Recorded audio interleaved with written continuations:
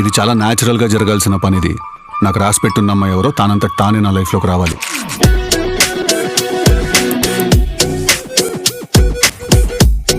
నీకు ఇష్టం కదా ఇలా ఎలా? ఇలా ఇద్దరిద్దరి మధ్యలో దూరడం.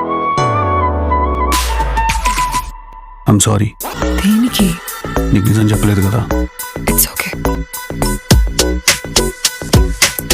ఏమున్నావు బేబీ, 70% ఏంజల్ 30% డెవిల్ బేబీ నువ్వు. మీరు నవ్వుతుంటే ఇక్కడ వెదర్ డిస్టర్బెన్స్ అవుతున్నా.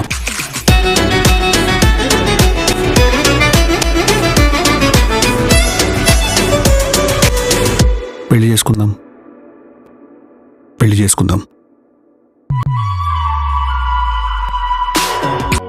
నాకొద్దు ఇది, నాకొద్దు.